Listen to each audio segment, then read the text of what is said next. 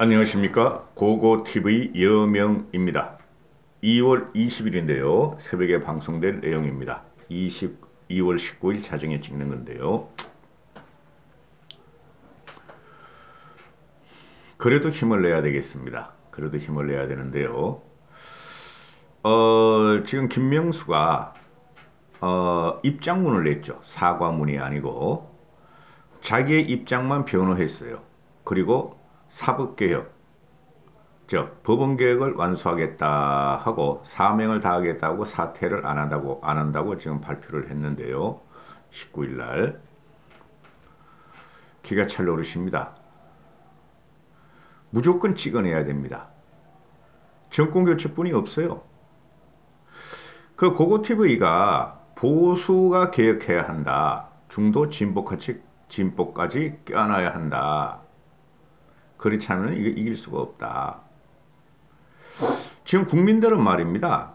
무기력해지고 지고 있어요. 무기력해지고. 지금 솔직히 말해서 우파 유튜버라는 것은 고고TV도 우파 유튜버인데요. 우파 유튜브라는 것은 정치 방송만 정상적으로 팩트 방송을 해서는 조회수가 안 나옵니다. 근데 고고TV는 계속 팩트 방송을 하는 이유가 그래도 마지막 남은 국민들의 양심이 있을 것이다. 합리적인 지성과 집단 이성이 있을 것이다 하고 계속 방송 드리는데요. 굉장히 힘듭니다. 이런 방송을 하는 것이.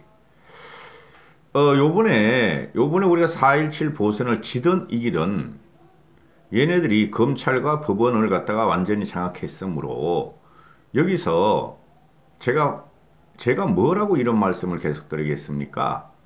그래도 저와 같은 이성이나 지성들이 그래도 우리나라 사회 곳곳에 있다. 그들에게 기대를 건다 하는 방송인데요. 윤석열은 여기서 치고 나와야 되고 전투를 다시 해야 되며 법원의 판사들도 샌님같이 판사들은 말입니다. 자기들이 신의 영역에 속해 있다 하죠. 인간을 재판하는 과정이니까. 그들도 여기서 그냥 참고 있으면 안 됩니다. 이제는. 쉽게 말해서 국민을 제어하려고 장악할 수 있는 법을 갖다가 완전히 장악을 해버렸죠. 그죠? 마지막 순간에 들어가는데 여기서 판검사들의 울분이나 지성이나 거리투쟁이 안 들어가면 안 돼요.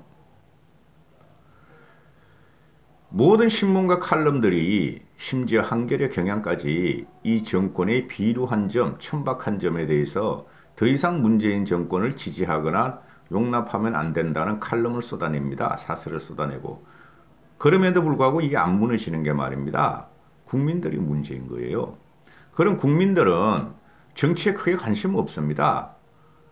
그런데 결국에는 자기들한테 꽂힐 문재인의 그 칼날을 아직까지도 모르는데 이렇게 지성인들과 언론이 떠들더라도 변하지 않는 것을 보고 국민들은 무기력해진다는 거예요. 무관심보다 무기력이 더 무서운 겁니다. 우울증 걸린 사람들이 무기력한 거지 무관심한 사람들이 아니에요. 판사들이 하는 말입니다. 욕분이 안 나온다. 김명수 대법원장이라는 놈이 끝까지 거짓말을 한다. 욕분이 안 나온다. 응? 차라리 말을 말자. 보름 동안 침묵하다가 어떻게 이런 내용을 입장문이라고 내놓고 사과라고 하느냐. 이렇게 되는 것이죠. 고고TV 같은 경우는 야 이 새끼야. 이게 사과문이며 네가 판사냐 이렇게 지금 진료되죠. 김명수한테. 이 김명수라는 이 작자를 보면 이 판사로서의 자질도 없지만 대법원장 깜냥이 안 돼요. 우리가 바보입니까? 그죠? 저 문재인이라는 놈도 대통령의 깜냥이 안 돼요. 좌와 우를 떠나서. 근데 이상하게 지지율이 지금 30% 이상이 나오고 있다는 거예요. 무조건 경상도 정권, 영남 정권, 과거 구보수한테는 정권을 줄 수 없다. 그들의 결집에 의해서 이렇게 되고 있는데 비참한 겁니다. 그러니까 모든 국민들의 미래지향적으로 대부분 특히 젊은이들이 미래지향적으로 컨텐츠 문화가 다 바뀌었는데 정치가 구섭이 되다 보니까 그죠? 특히 보수 우파가 국민들을 움직이질 않는 거예요.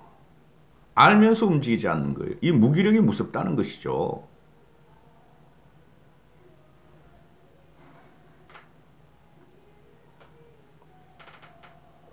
지금 그 부장판사가 현직 부장판사가 이렇게 말을 합니다. 기억이 불분명한 상태에서 사실이 아니다라고 하면 위정죄가 성립된다. 김명수의 거짓말은 위정죄 요건에 딱 들어맞는다. 위정죄 100%다.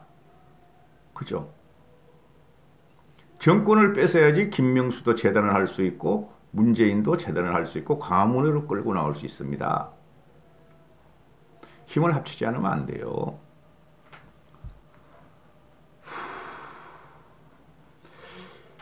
이게 대법원장 깜도 안 되고, 우리는 대법원장이나 또는 판사들의 재판을 받고 재단을 받는 인간들이라는 거죠. 사법의 마지막에는 판사들이 있어요. 거기서 김미리 같은 애, 유종섭이 같은 애를 6년, 5년, 4년을 이렇게 한 곳에 두고 또 울산 부정선거 사건이나 조국 사태 또는 옥청호 사태 모든 하여튼 문재인을 치고자 하는 모든 것을 갖다가 그 판사들이 유죄를 때리고 지들한테 불리한 재판을 할 판사는 다 찍어내고 있죠.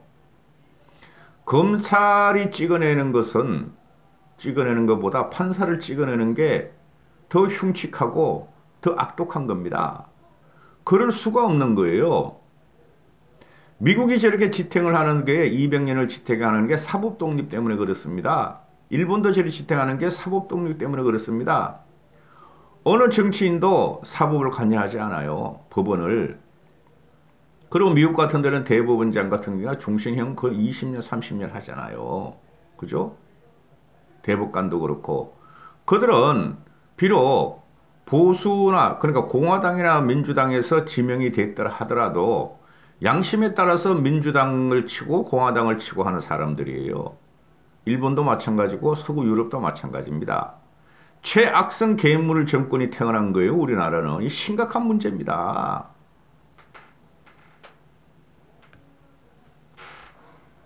기가 찰 노릇입니다. 보름간 침묵하다가 이런 내용을 내놓느냐. 욕밖에 안 나온다. 사실관계 자체를 왜곡한 데다가 반성의 기미도 찾아볼 수가 없다. 일선 판사들이라는 거예요. 이거 나라 무너진 거예요. 과거에 전두환 박정희 정권에도 판사들이 들고 일어나면 법원 파동이고 법원 항명이라 그랬죠. 그럼 대법원장을 잘라내고 정리를 했어요. 근데 지금 국민 여론이 이건 아니다 하고 이렇게 외쳐도 문재인이라는 놈은 그대로 지키고 있어요. 큰 쩝쩝이 문재인, 작은 쩝쩝이 김명수.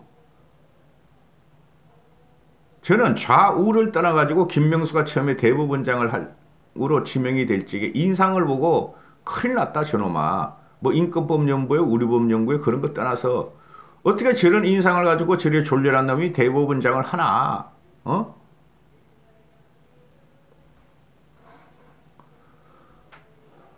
인생 살다 보면 말이죠. 30대만 되고 20대가 돼도 10대도 마찬가지예요. 얼굴에 다 나타납니다.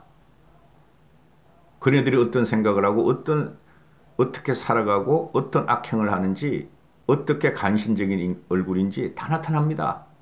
그게 나이 먹는 증거 아닙니까? 그런 사람을 판별하는 게.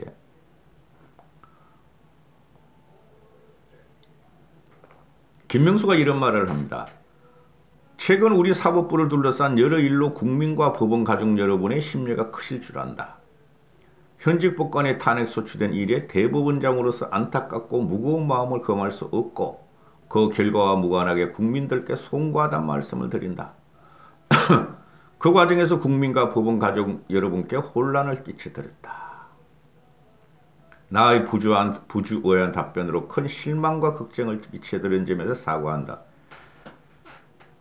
아주 연병을 하죠. 공직은 뭐죠? 공직은 자기가 잘못했다는 걸 느끼는 순간 그만둬야 됩니다. 일개 하위직 공무원이 아니고, 그죠? 생계형 밥벌이 공무원이 아니고, 수뇌부를 형성한 공무원들은 국민들의 지탄을 받고 국민들을 불편하게 했으면 그만둬야 되는 겁니다. 그게 대통령이고 대법원장이고 국회의장이에요. 이것들이 다 지는 잘못, 어느 정도 잘못했는데 그 잘못이 나로 인한 게 아니라 뭔지 모르게 나도 혼이 홀려버렸다. 이런 식으로 항상 말을 하죠. 응? 잡신에 홀렸다. 그 잡신이라는 게 문재인이라는 놈이라는 거죠.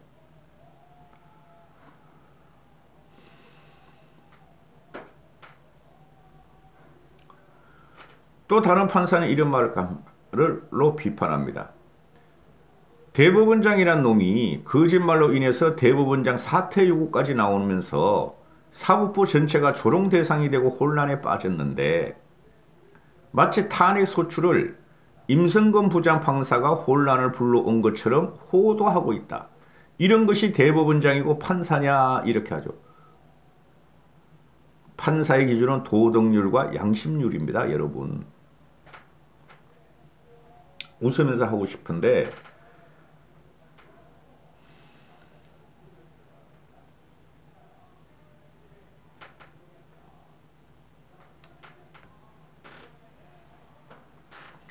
아니 어떻게 대법원장이란 놈이 판사를 그것도 죄가 없는 판사를 정치적인 목적으로 문재인을 지키기 위해서 아무리 나쁜 놈이라도 판사가 돼서 지금 양심이 있을 거 아닙니까? 나는 왜 판사가 되겠다. 그죠? 정치를 덜먹이고 탄핵을 덜먹입니까? 이게 나랍니까?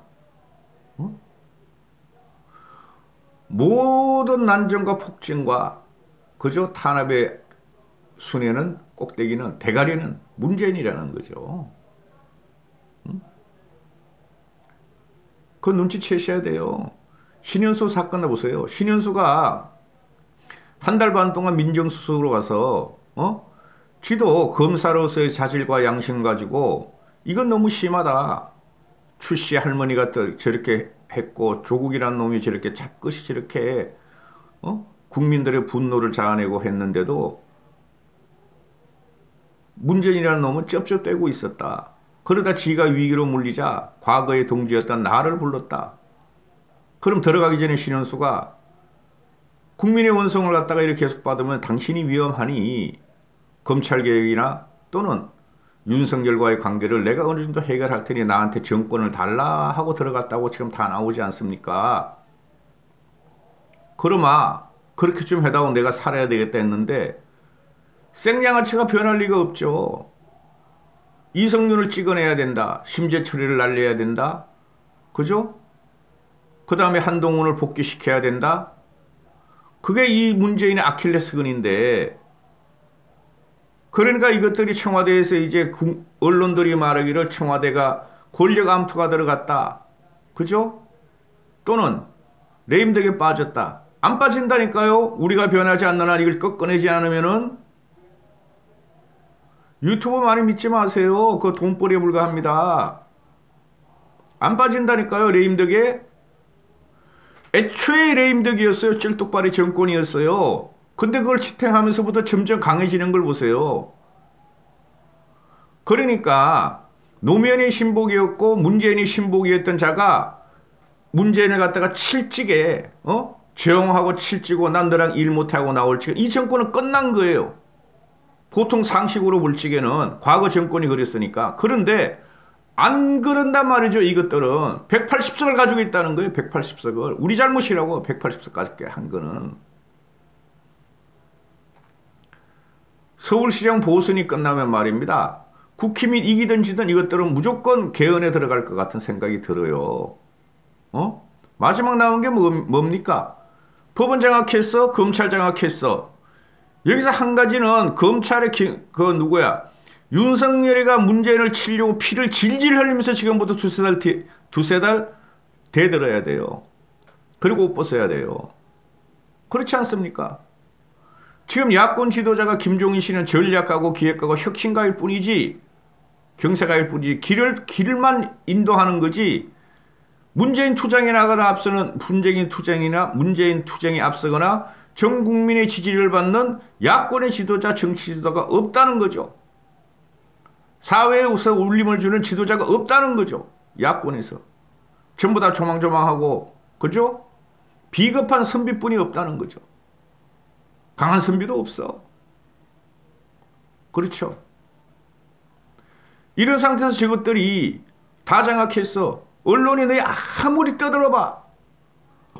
꼼짝을 안 해요. 가자. 개헌을 하자. 그죠? 우리가 장기 집권할 개헌을 어떤 식으로 하자. 할 거 아니에요. 그게 처음 나온 게 말입니다. 연동형 비례제예요, 여러분. 연동형 비례제. 유일하게 연동형 비례제에 대해서 투쟁한 집단은, 당은 국민의힘뿐이 없었어요, 여러분. 어떻게 됐습니까? 연동형 비례제가. 그걸 가지고 쟤네들이 민주당 애들하고 정의당 애들이 좌파 연합으로 다수 의석을 3분의 2 의석을 차지하려고 그랬죠. 실패했죠. 그런데 우리가 4.15 총선을 갖다가 단결 못하고 흐지부지 되는 바람에 180석 200석을 그냥 줬죠. 그러면은 물론 10월 유신같이 마저 유정회 같은 거를 탄생시키려고 그랬던 게 바로 연동형 비례제였는데 쟤네는 또 무슨 어떤 식으로든 개헌을 들고 나온다니까요.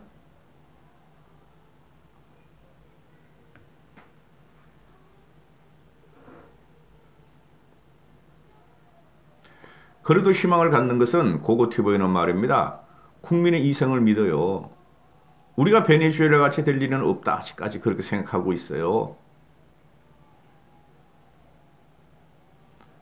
이까지 하겠습니다. 주말인데요. 모두 화이팅 하시고 건강하시고 행복하십시오.